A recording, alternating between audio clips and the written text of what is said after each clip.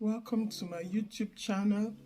If you are yet to subscribe to my channel, please do that. If you have already subscribed, thank you so much for watching my videos. I would really love your feedbacks and the topics you need me to talk about. Any topic surrounding stress management, work-life balance, growth, productivity, and just living the fulfilled, balanced life. My name is Coach Ifoma Ogbona, and today we're talking about the different energy levels. Today will be the first part. We'll talk about two of those energy levels, and in the next video we'll talk about the remaining two of the energy level. Let me ask you a question. Have you felt tired, or you thought you were very tired and you felt you were hungry? Then you ate, and you ate a lot, but even after eating, you still felt tired. Then he said, okay, let me go and sleep. And even after sleeping, you felt tired. That is because you are feeling tired not from your physical energy. You're not feeling drained from your physical energy. It is possible you are being drained from other source of energy. So today we're talking about strategies for managing your energy levels. So before we go into it, let me tell you the 4 different kinds of energy level as humans that we use every single day. Some we use them consciously, some unconsciously. We have the physical energy, which most of us know and most of us try to refill and recharge. Then we have the emotional energy, we have the mental energy, and we have the spiritual energy. So today I'll be talking about the physical and the emotional energy. You understand? So when this energy are going down, you have to be able to recognize that particular energy and try and refill it. So you see that you cannot, when we talk about energy, for example, you cannot use a 500 watt bulb to produce a 1000 watt service effect. It's not possible. So you need to know your energy level. You need to know your capacity in physical terms, in emotional terms, in mental terms, in spiritual terms. You need to know your capacity, your energy level in all these things. You can be active 24 hours a day, but you might not be productive. So you have to know how to engage on each of these levels and how to disengage from them. How to use your physical strength, how to use your emotional strength, your mental strength, and your spiritual strength. You need to know when to apply what. So even nature, when we look at nature, nature teaches us that there is a time for everything, and everything has its purpose, its use. You see, there's a time for activity, there's a time for rest, there's a time for sunrise, there's a time for sunset, there's a time for, we see the water, they rise, the water level rise, and the water level goes down. If you have been in the ocean, sometimes the water is so close to you, sometimes the water goes away. And some people in some communities, they know exactly which season the water comes out and which season the water goes away. There is day, there is night. So for example, if you know that like where we are in Germany, it's becoming dark early. So anything that you need the sunlight for, you know the amount of time you have for that till 5 o'clock. Then the darkness will start. Sometimes later on, even till 4. So you being aware of these things will help you to engage and disengage better. There is winter, there is summer, there is, all these things are, let me call it the forms of energies, if you want to look at it that way, that you need to understand and follow. The same thing with your body. And when you know exactly your energy level, even when it's a weakness. You understand? But when you are aware of it, you can use it for your own benefit. You can use it for your own benefit. As you are growing older, if you are 10, 11, 12, 20, 30, 40, 50, your physical and your mental capacity, they drop. You're no more as strong. Your mental, this thing is getting overload. Your mental energy is getting filled up, or that depleting. That is when you are growing old. So your work or your aim is to try to slow down that process of you growing old, of your physical energy depleting, of your mental energy depleting. So that is your work to do.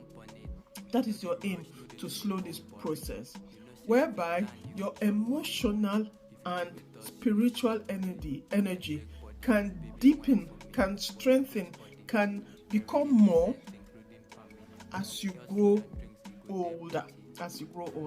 So let's start from physical energy. What is physical energy? First of all, physical energy is measured in quantity.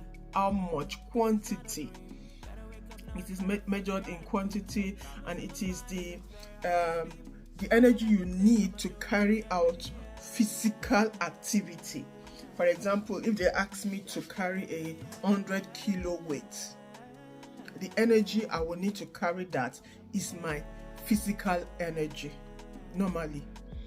But there is a way that even if my physical energy cannot really carry it, there is a way a coach can pump me up, make me believe I can carry it, talking to my emotions, talking to my physical and my mental energy. Maybe I prayed and fasted and believed God, I can carry a 100 kilogram weight, which normally my physical strength could not carry, because I now developed increased other forms of energy. But basically, your physical energy is the energy you need to carry out physical activities, and it is measured in quantity. You can say I have high energy, I have middle energy, I have a low energy. So in knowing that, you have to know, when am I physically most active? When am I physically most active? You have to know this. For myself, I am physically most active mornings. You can wake me up by 5 o'clock, 4 o'clock, I am ready. You understand? So if I know that I am physically active in the mornings, I can put my difficult tasks, the tasks that need my physical strength, in the morning, where I'm more physically active. So if you know that, okay, you are more physically active during the afternoon, and you realize this by those kind of people whereby they find it difficult to get up in the morning, their alarm will ring and ring and ring, they will off it. To get up is difficult.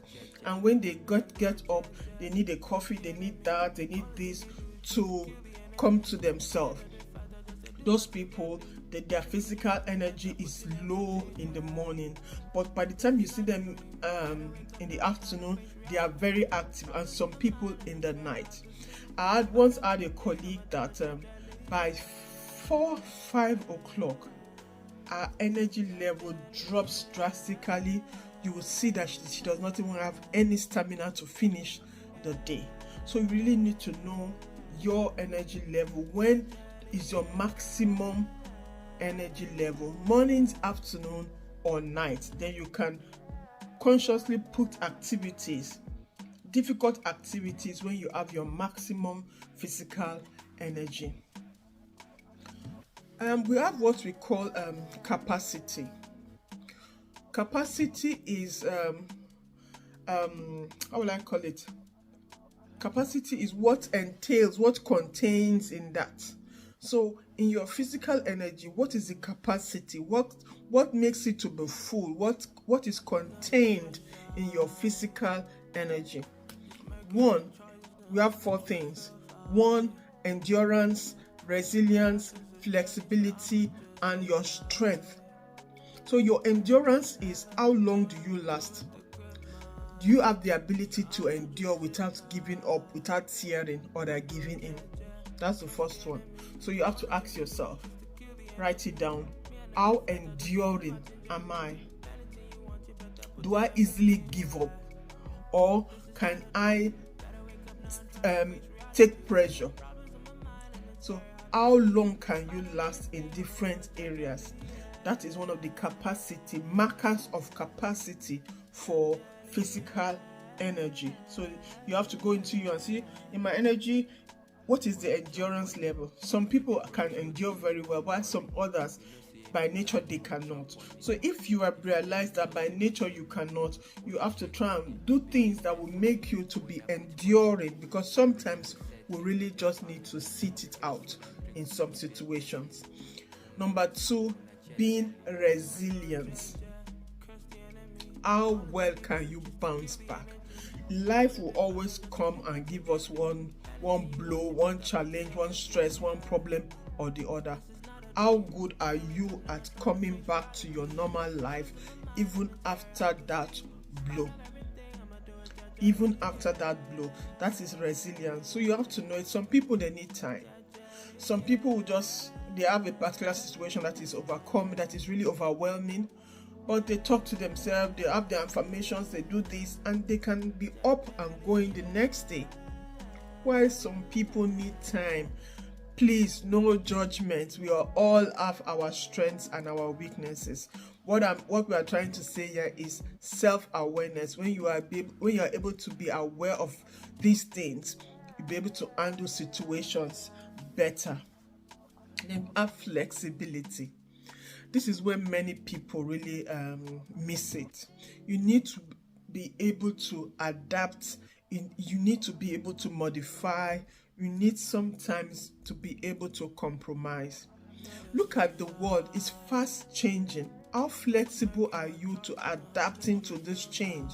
Change at the workplace, change at home, change in your neighborhood, change in the country. How flexible are you in adapting to these things? The last one is your strength, just your physical strength, and you can train those things. So you have to also know what can drain your physical energy, what drains it, what pulls your physical energy, what takes it away. You have to know some of those things. And some of those things are bad diet, when we don't eat well, when we don't sleep well, maybe we won't take the wrong drugs. I don't know if you've been to the hospital, they'll give you a particular drug, they will tell you, are you alone? You need somebody to be with you. You can't drive if you use this drug, and things like that.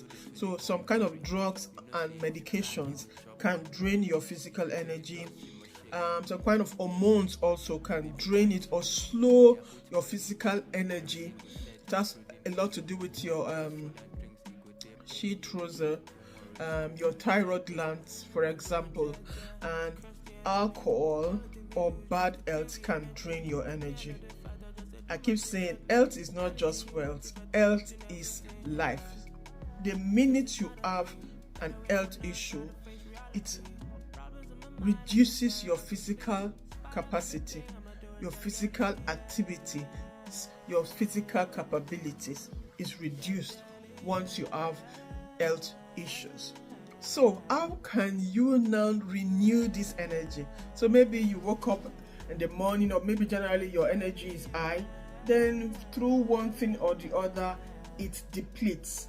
How can you renew it, refill it, recharge it?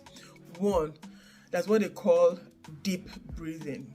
Many people don't do it, but it's very, very effective. And what it does, it gives you instant energy. It gives you a clearer head.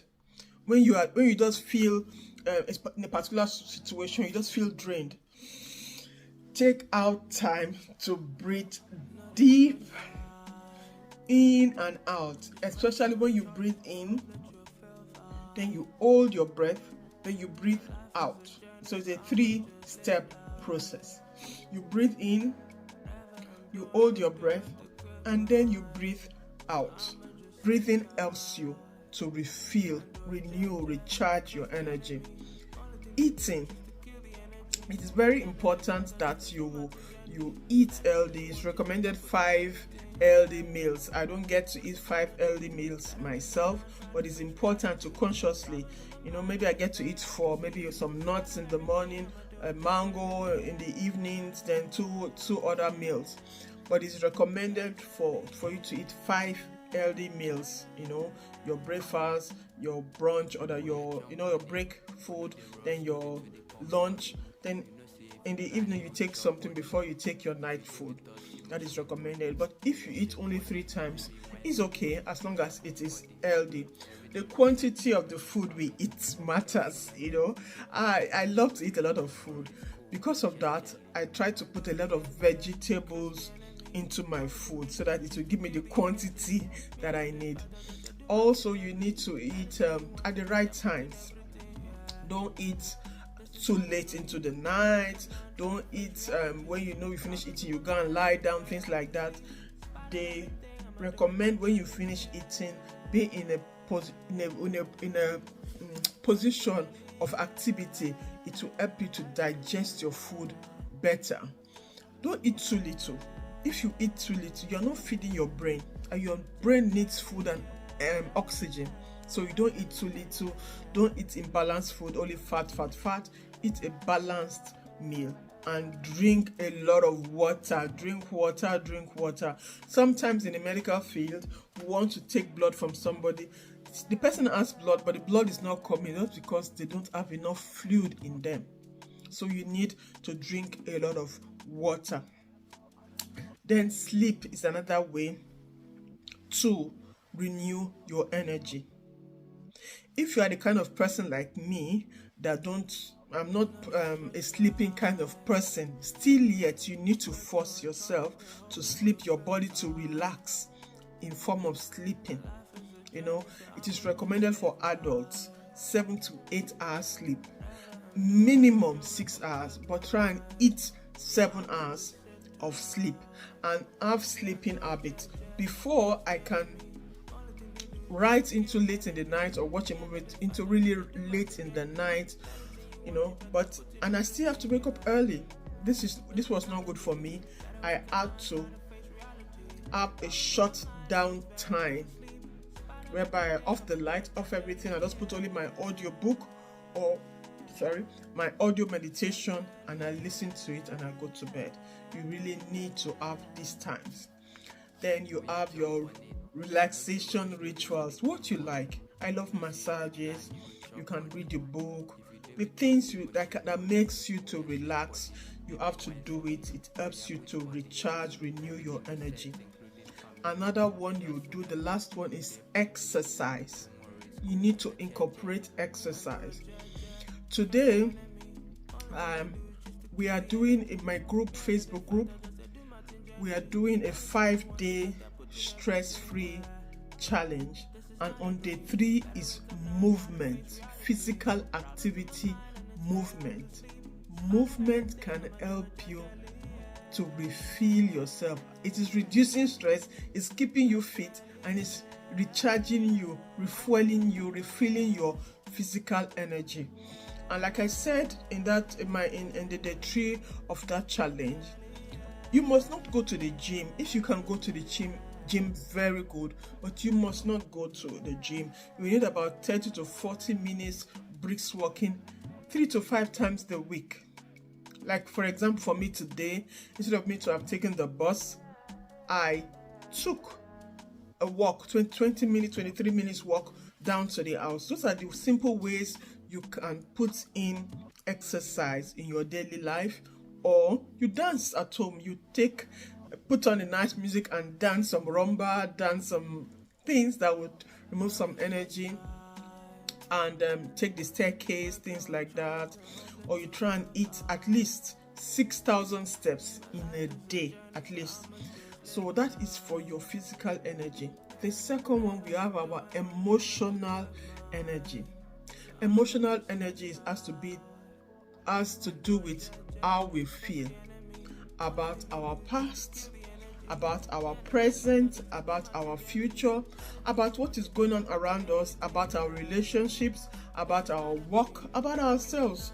That is why most times when people sell things to us, they are selling to our emotional state at that time. Because when we are emotional, we do things that we not normally do. Imagine when you were young, or even a wife to her husband, or vice versa. You go to your parents, you go to your husband, you go to your wife. When you need something, you go to them when they are very happy, when they are feeling good. You go to them because you know that you are more likely to get that thing that you need. So that is why people speak to our emotional state.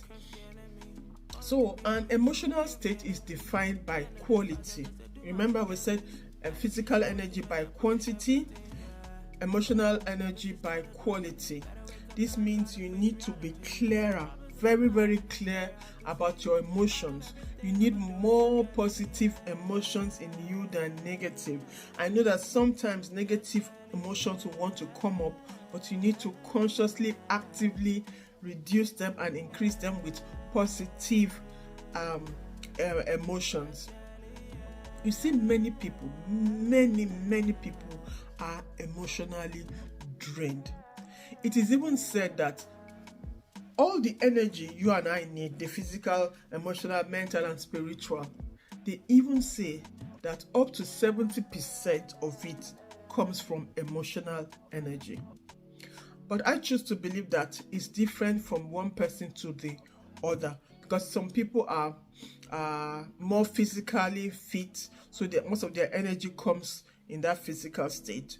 But generally speaking, experts, they say that up to 70% of your energy, of your physical, mental, spiritual, and emotional energy comes from your emotional. The 70% comes from your emotional energy. You see, a lot of us, we are carrying unresolved problems, unresolved issues, and sometimes we are going through things that we block out. We just block out those things. We go through things that we just block out, but in our emotion is there, and it's taking a space there. Issues that are not resolved, it's taking a space there. It's draining our emotions inside of us. When we avoid confrontation, and when I talk about confrontation, I'm not talking about you going to fight somebody. No, I'm talking about you going to clear something out with somebody.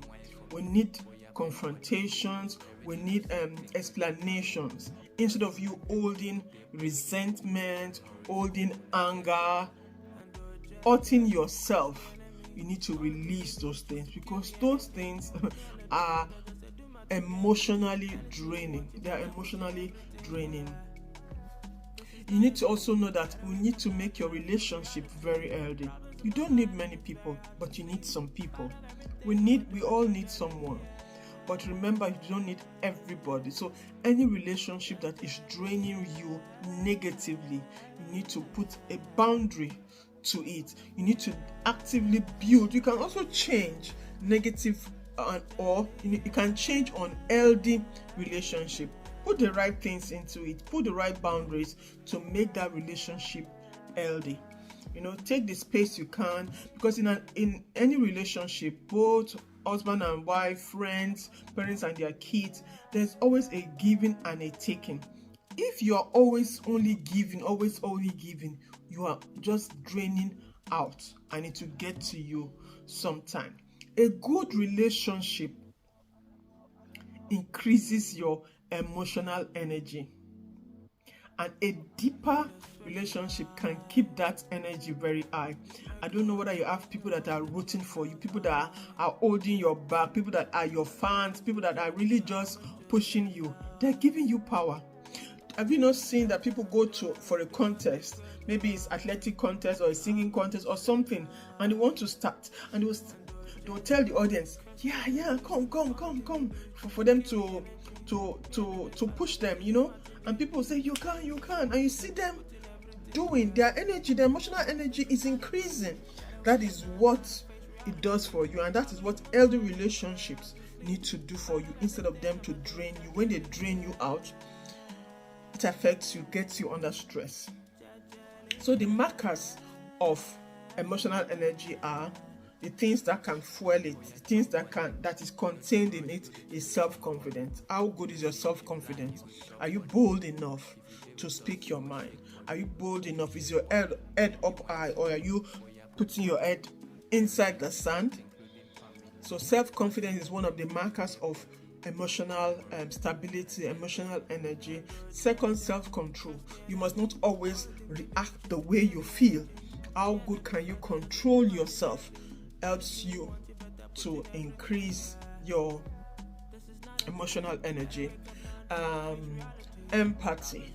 How do you see people? Are you always critical and judgmental of other people?